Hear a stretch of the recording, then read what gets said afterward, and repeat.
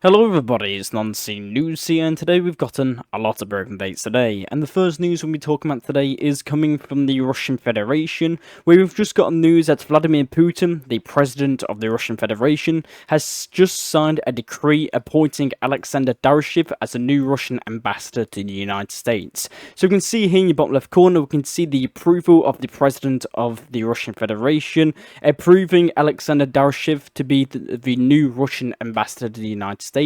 So this comes as obviously the United States has a new administration, and is this new administration, Donald Trump's administration, is seeking a quick and just peace in Ukraine. So Alexander Daryshev, the Russian ambassador to the United States, has most likely been tasked on trying to settle the war in Ukraine with the United States. So interesting news. The next news we've gotten today is again coming from Russia. We've got news that Russian President Vladimir Putin hosted a Ministry of Internal Affairs meeting. So Vladimir Putin went through key statements and things to work on and progression in the in Russia itself. So I'll just give you the key statements by the Russian President Vladimir Putin. Putin on his Ministry of Internal Affairs meeting. So Vladimir Putin stated that the repeat crime in the Russian Federation is decreasing. The detection rate of murderers, armed robberies, and apartment burglaries has increased. Street crime has decreased. Juvenile crime is decreasing. The concept of a state migration policy should be adopted in 2025 as soon as possible. Putin demanded a stop to channels of illegal migration to Russia. Vladimir Putin called for more active suppression of drug trafficking, including cross-border trade. So they were the main key statements that Vladimir Putin made in his eternal address to the Russian Federation and government officials.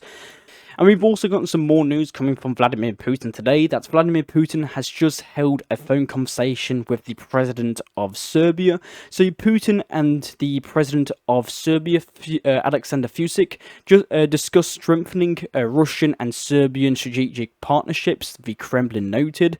So let's just go over the key details between the phone conversation with the Serbian president and the Russian president Vladimir Putin. So Putin expressed support for the legitimacy of elected government in Serbia. The president of Serbia, Alexander Vučić, confirmed that he will visit to Moscow on the 80th anniversary of Victory Day celebration, and the Serbian army unit will march in the parade. Putin stressed his rejection of external interference in Serbia's internal political affairs. So that was basically all the key statements we've gotten from the Kremlin regarding Vladimir Putin's phone conversation with the Serbian president Alexander Vučić. And the last news coming from Russia today is that India has signed yet another a tank engine deal with Russia. So India and Russia have signed a $250 million contract to purchase engines for the T-72 tanks in service with the Indian Army. So the Indian Defense Ministry stated that strengthening its tank fleet, the Defense Ministry has signed a $250 million contract with the Russian Federation for the purchase of 1,000 horsepower engines to upgrade the Indian T-72 tanks, which currently have 780 horsepower, the Indian Defense Forces noted. So India has just signed a $250 million deal with the Russian Federation to provide tank engines for India's T-72 tanks to improve the engines. So very interesting news.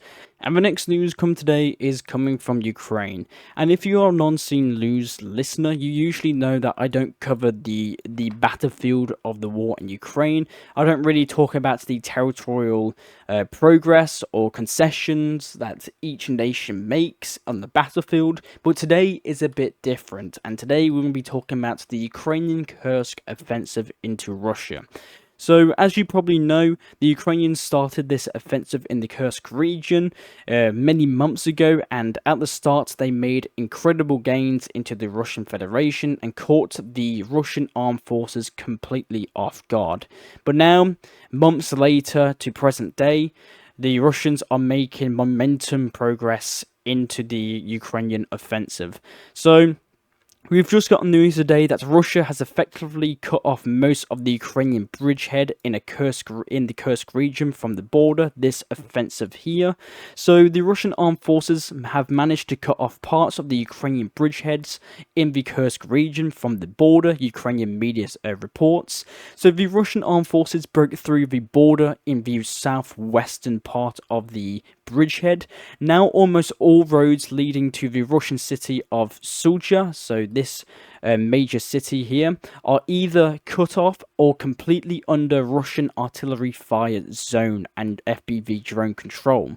And according to the Telegraph, the news agency, 10,000 Ukrainian troops are now at risk of encirclement. So, along with this major Russian breakthrough in the south, the Russian armed forces are now crossing into the Ukrainian territory from the Kursk region and now taking control of Novotsk. I think that's how you pronounce his name, and now continuing its offensive to maybe completely encircle the Ukrainian forces in the Kursk region. So, if we just measure the distance between the two dot points, so the Russians are 11 kilometers away from a complete encirclement of the Ukrainian forces in the Kursk region.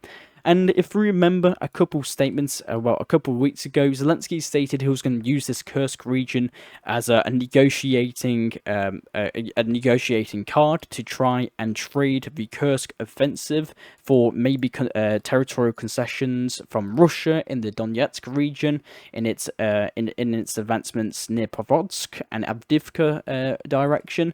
But it seems that the Ukrainians might be losing this. And according to President Donald Trump, he is strongly considering a large-scale banking sanctions and tariffs on Russian federations until a ceasefire is reached. So Donald Trump uploaded a post on his social media, Truth Social. He stated that based on the fact that Russia is absolutely pounding Ukraine on the battlefield right now, I am strongly considering a large-scale banking sanctions, and tariffs on Russia until a ceasefire and a final settlement agreement on peace is reached. To Russia and Ukraine, get to the table right now, before it's too late. Thank you. So, Donald Trump stated that on Truth Social, and probably one of the big reasons a lot of people are saying that the Ukrainian armed forces are now, you could say, withdrawing from the Kursk region is because of the American intelligence being withdrawn from Ukraine. So, the American aerospace company Maxar Technologies has just completely suspended Ukraine's access to its satellite imagery service.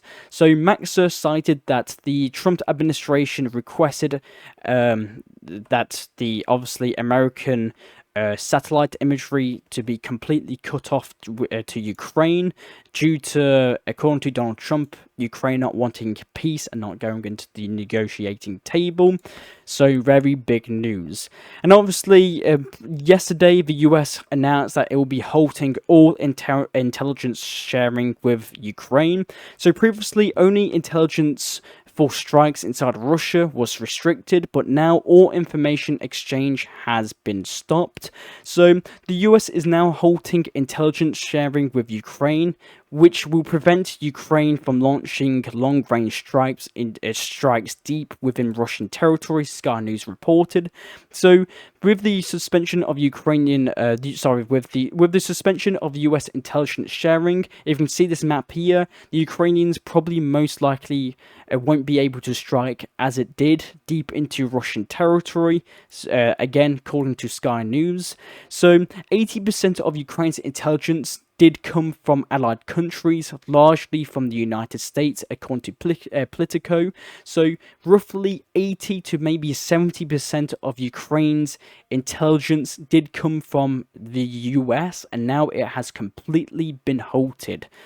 And because of this, other major European countries and great powers in Europe are now coming for the rescue of Ukraine, offering to obviously use its intelligence to strike deep in with Russia. So one of the main powers in Europe, France, stated that France will continue intelligence support for Ukraine despite Ukraine's pausing in sharing intelligence with Ukraine. The French Defense Minister Sebastian, I think that's how he pronounce his name, Sebastian, I can't pronounce French names, stated. And we've also, obviously, we had news yesterday that the President of the United States, Donald Trump, ordered a complete pause of military aid for Ukraine, according to Bloomberg, and now the White House has confirmed. So the US planes have immediately turned around after being ordered to stop aid to Ukraine. At this time, they are being transferred to the country. So Ukraine's, according to CNN, Ukraine's stock of Patriot missiles could run out in a matter of weeks without US armament support. So right now, Ukraine is in a very rough situation militarily. So it's not looking good for Ukraine. The US has completely ceased intelligence support, military support. So this is probably why the past couple of days we've seen Russia make some military gains, when especially in the Kursk offensive, in the Kursk region. So very interesting news. And to top it all off, it gets worse.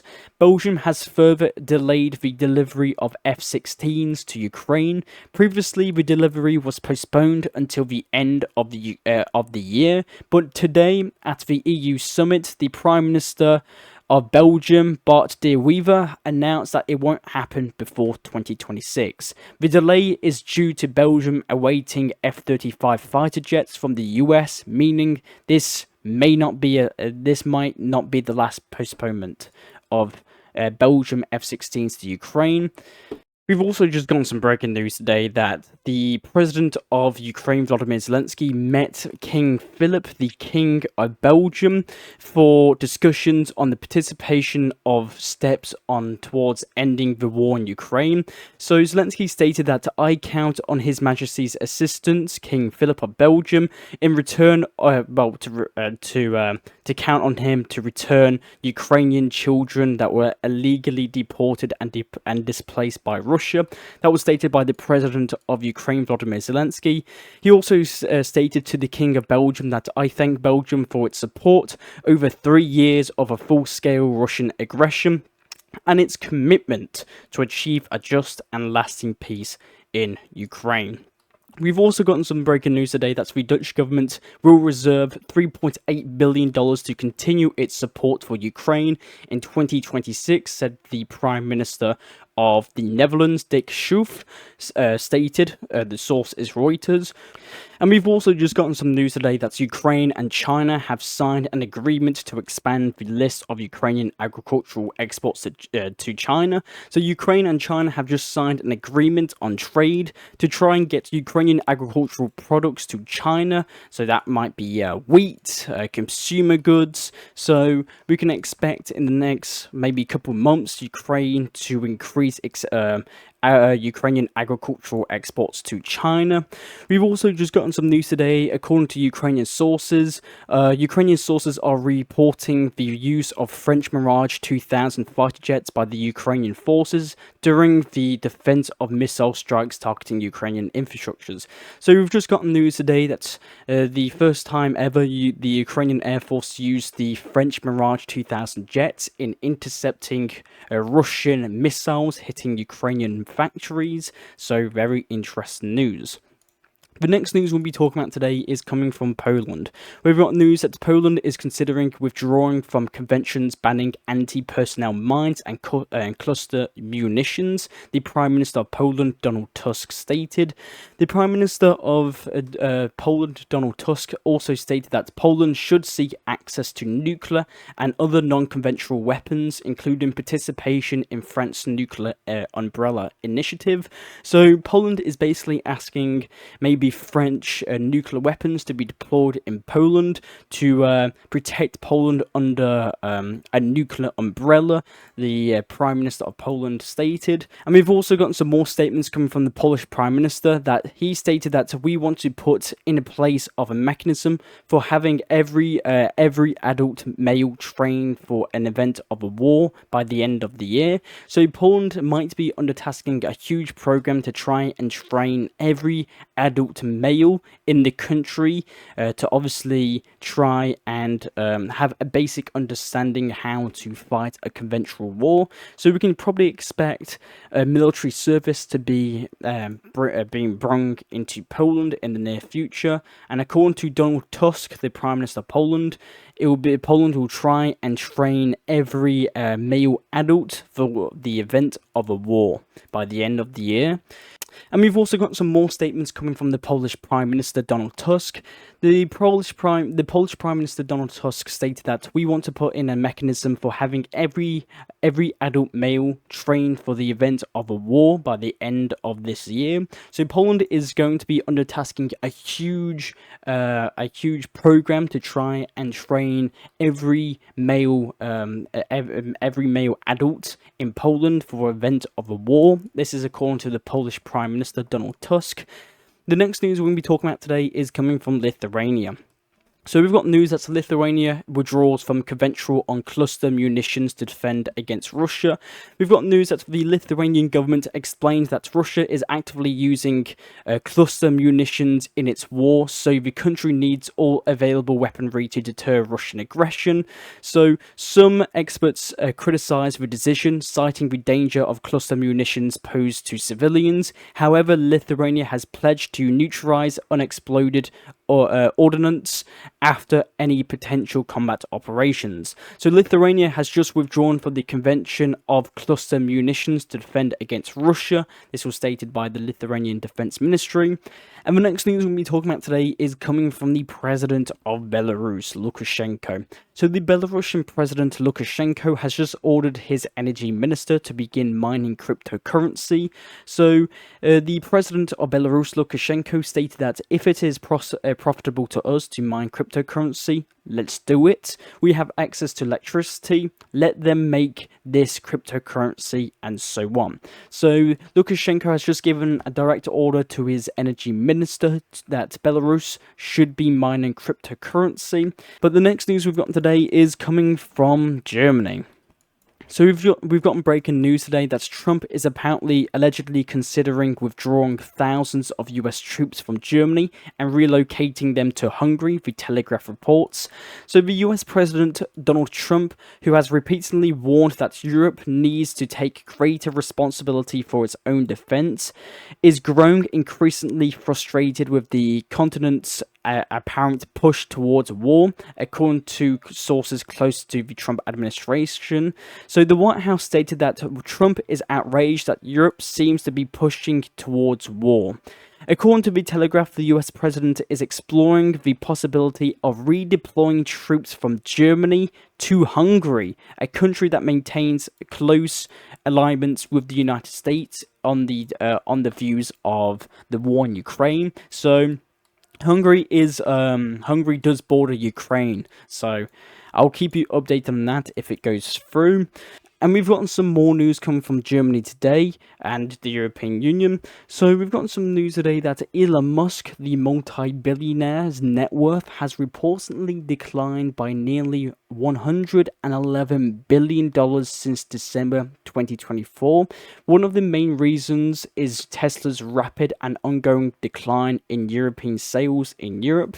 So Tesla sales in Germany are now down by 76% in February. France is down 26% in Tesla sales. The Netherlands is down 24%. Italy is down 55%. Spain down 10%. Portugal down 53%. Norway down 48%. Denmark 48%. And Sweden down 42%. And outside of Europe, Tesla sales in Australia have plummeted down to 66%. So Tesla is now ongoing a huge decline in European sales since Trump took over the administration in Europe. Sorry, not in Europe, in America. So Elon Musk's net worth has actually apparently declined by nearly $111 billion since he obviously started cooperating with Donald Trump. And the next news we're going to be talking about today is coming from the European Union. So we've got news today that the EU Foreign Policy Chief Kaja Kallas has stated that the EU plans to remove Hungary from obstructing aid to Ukraine as it becomes increasingly difficult, the EU Foreign Policy Chief stated. So Kaja Kallas, the EU Foreign Policy Chief, stated that that's why we have a new initiative to form a majority coalition, ensuring that a single country cannot block everyone. And the next news we've gotten today is coming from France. So we've gotten some statements coming from the French President Macron. So by 2030, Russia plans to mobilize an additional 3 million soldiers and produce 4,000 tanks, Macron stated. So Macron predicts that Europe is entering a new era and the threat from Russia extends to all of us. Macron stated that peace cannot be concluded on the terms of the Russian Federation. Macron also stated that we must prepare for the fact that the United States will not be on our side. And Macron also noted that peace cannot be signed in Washington or Moscow in the terms of Ukraine. So Macron and his military experts predict that in the next 5 years, Russia plans to mobilize 3 million troops into its army and produce 4,000 tanks to intimidate Europe. This is according to the president of France, Macron. Macron also stated that Russia has become a threat to France and Europe. The French president made several statements on the Ukrainian conflict in his address to the nation. Macron initiated talks on using French nuclear weapons to defend the EU. He spoke against a ceasefire in Ukraine, saying that peace cannot be a capitulation of Ukraine. Macron also announced a meeting on the chiefs of staff of countries willing to guarantee a future peace in Ukraine to be held in France next week. We've also got some more news coming from France today. That's the French Armed Forces Minister says that the military budgets could increase to 90 billion euros annually, up from the current 50 billion euros. So France is planning to increase its military spending on its obviously military to by 40 billion euros. We've also gotten some very sideline news coming from Big Ben in the capital city of England, in London. So, we've got news today that a man carrying a Palestinian flag has climbed Big Ben and has been there for almost all day. On his social media, he claims that he had enough supplies to stay there for some time. So, a British man climbed the Big Ben and waved a Palestinian flag and stayed there for nearly 6 hours before coming down and getting arrested. He demanded the release of pro-Palestinian protesters detained by the UK government. So there was a man who actually climbed Big Ben. To be honest, he got pretty far up into the tower, and he was later, I'd say, rescued by the fire department. And the next news we want today is coming from Romania, where we've got news that Călin Georgescu has just submitted his candidacy for the Romanian presidency and is awaited by his cheering supporters. So Călin Georgescu has just submitted his note to Romanian officials, officially putting him as a candidate in the presidency in Romania. So if you don't actually know, Călin Georgescu actually won the first round in the Romanian election, but his first round victory was overturned due to alleged attacks that there was Russian interference in the elections, because Călin Georgescu is seen as a very pro-Russian official, and apparently to the Romanian authorities there were signs that Russia was interfering with the elections, and because of Russian interference, according to the Romanian authorities, he won the first round. So we'll see now if again there's Russian interference, but Kalin Georgescu has just submitted his candidacy for the Romanian presidency, and I'll keep you updated on that. We've also gotten some news coming from Israel today that the Israeli Defense Forces have officially released footage and media of its joint exercise of the Israeli Air Force with the United States Air Force a few days ago. So the drill included F-15s, F-35 fighter jets along a B-52 bomber.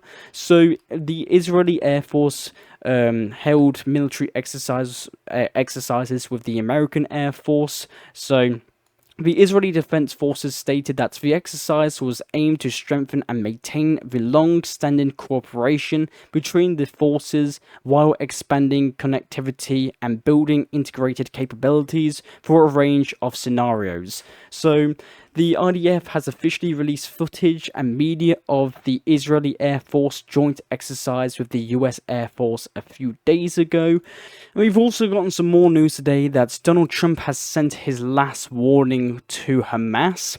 So the US president urged Hamas to release the hostages and return the bodies of the dead after a meeting with released American Israeli citizens hostages from the Gaza Strip.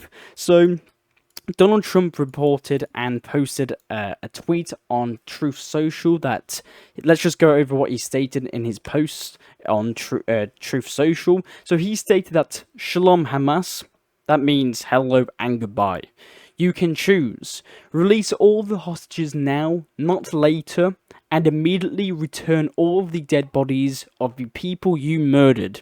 Or it is over for you. Only sick and twisted people keep bodies, and you are sick and twisted. I am sending Israel everything it needs to finish the job. Not a single Hamas member will be safe if you don't do as I say. I have just met with your former hostages whose lives you have destroyed. This is your last warning. For the leadership, now is the time to leave Gaza, while you still have a chance. Also, to the people of Gaza, a beautiful future awaits, but not if you hold hostages. If you do, you are dead. Make a smart decision. Release all the hostages now, or there will be hell to play later. Donald Trump, the President of the United States, reported. So Donald Trump has sent his last warning to Hamas to immediately hand over all Israeli hostages, or Donald Trump will be giving Israel everything it needs to, I quote, finish the job. So big news. And Trump was not the only one to give out an ultimatum today. We've got news today that the Yemeni Houthis have given Israel an ultimatum today.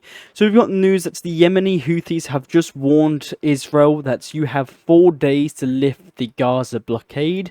So according to the head of the Houthi Yemeni movement, so the Houthi forces here highlighted in brown, the head of the movement stated that if the Israeli enemy, after 4 days, continue to prevent the humanitarian aid into Gaza and continue to completely close the crossings, we will resume our naval operations against the Israeli enemy, the head of the Yemeni movement has warned.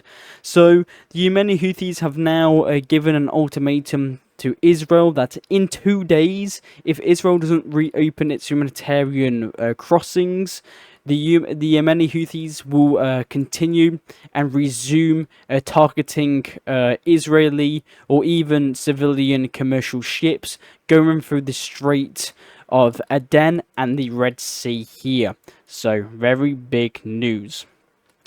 We've also gotten some big news today that Israel has launched a massive air raid on southern Lebanon. So more than 25 strikes have hit the southern region of Lebanon, of the country, in the past half an hour, in one of the largest attacks since a ceasefire took effect in November. So if you can see these videos here, the Israeli armed forces have decided to conduct a huge missile operation in southern Lebanon. We haven't gotten any key details yet, but maybe in tomorrow's video we'll get all the details about this huge Israeli bombardment of southern Lebanon. And the next news today is coming from Syria.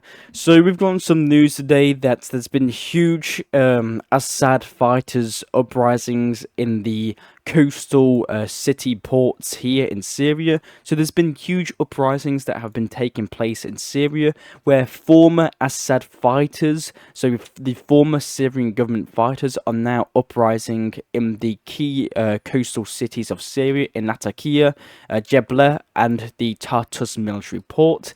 So if we can see in this video here in the bottom left corner, we can see violent clashes between pro-Assad fighters and the Syrian government forces in the Tartus military port in the coastal city here.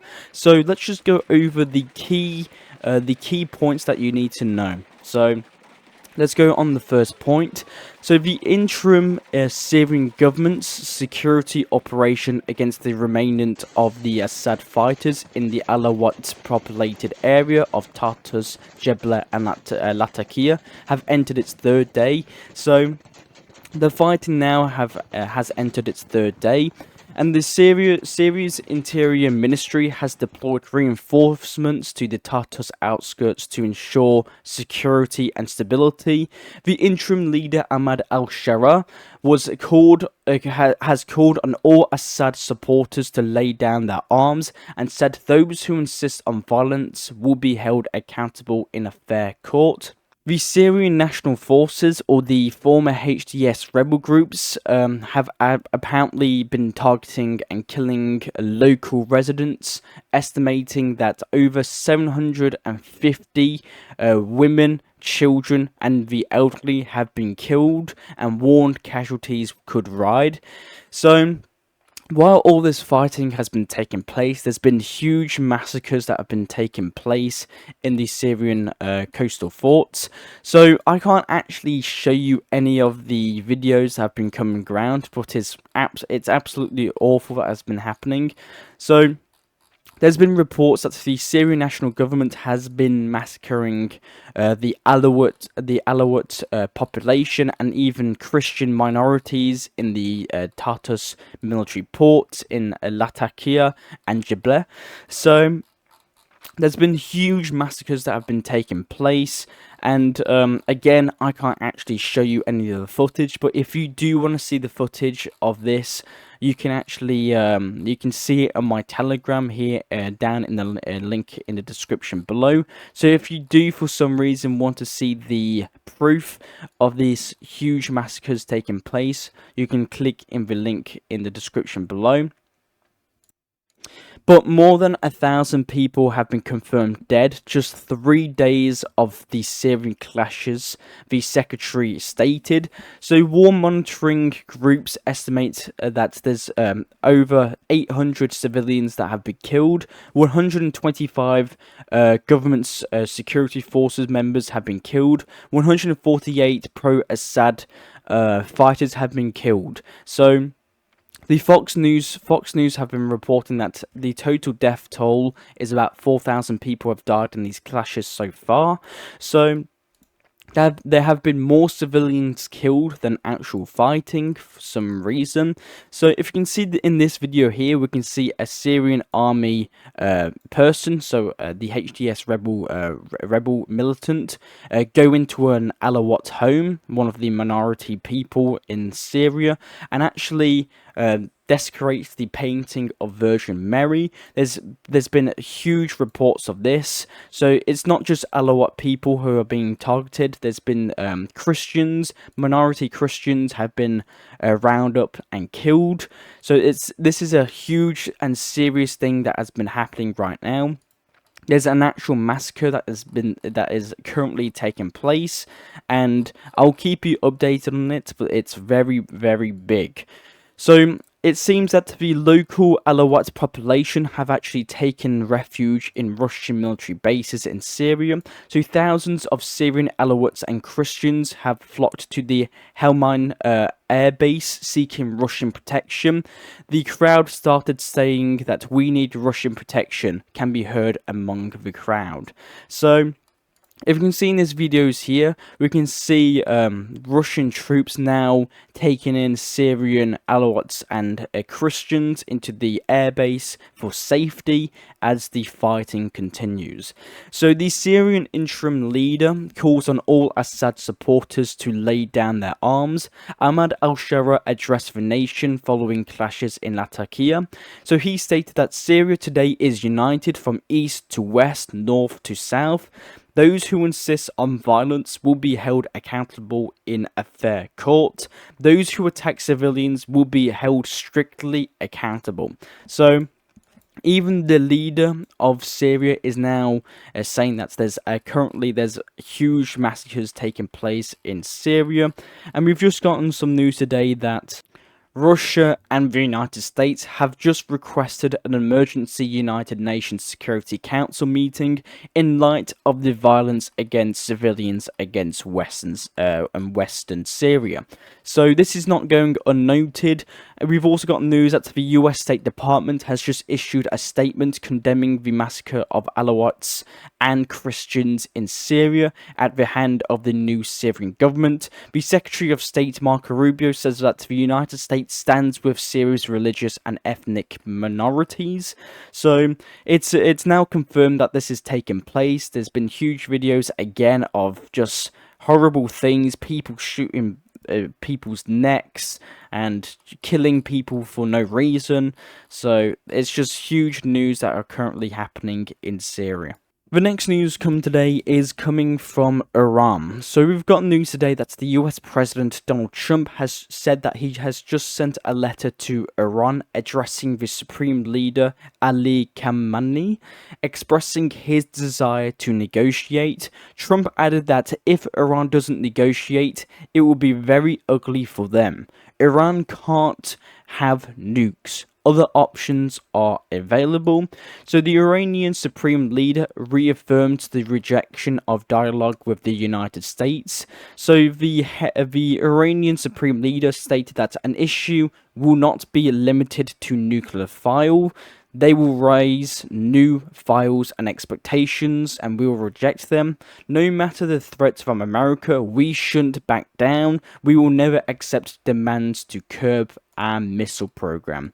So Trump responded to the Iranian Supreme Leader's rejection of US talks.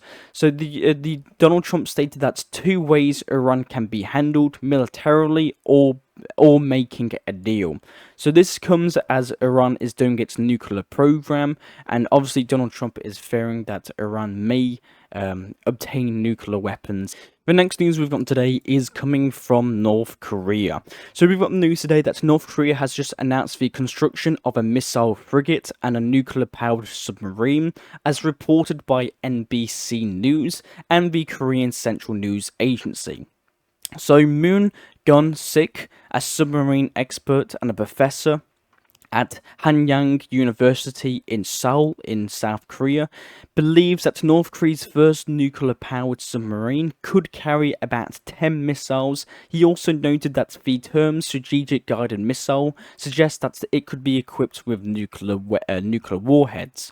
So North Korea is about to unveil a new frigate and a new submarine into the North Korean Navy. So if you can see here in your bottom left corner, we can see some pictures of the ships. We haven't gotten a full video, but the North Korean news agency only clipped these pictures, showing the hull and maybe a top view of the frigates, and only a side view of the North Korean submarine. So we've gotten reports that these ships may be able to carry even nuclear warheads. So South Korea is currently warning that these two ships could present a huge threat in the future. And the next news we've got today is coming from South Korea, where we've got news that South Korea's impeached president Yoon Suk-yeol has just been released from custody. So if you remember, the South Korean president, he declared martial law, I'm pretty sure a couple months ago, it was quite a long time ago, and as a result of that, he was impeached from the presidency of South Korea and was actually put to jail.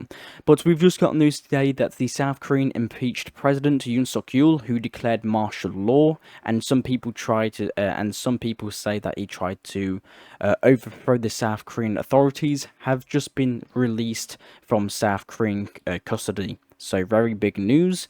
And probably the last news come today, the second last news come today is coming from America. So we've got some news today that only 62% of the US Air Force aircrafts are apparently combat ready. This is the lowest rate in recent history, according to Per Defense News. And aging fleets and maintenance struggles raise concerns about military readiness. So 62% of the United Air Force's fighter jets and just jets in general are combat ready. And probably one of the biggest updates coming from Canada today is that the Liberal Party, Justin Trudeau's Liberal Party, has just elected Mark Carney as the new Prime Minister succeeding Justin Trudeau. So the Canadian Prime Minister has officially resigned from the Prime Minister of Canada. So the Liberal Party candidate Mark Carney will be the new Prime Minister due to Justin Trudeau resigning. So Mark Carney is now the new Prime Minister of Canada. So very big news. So Canada has now gotten a new Prime Minister, and I'll keep you updated of what he does.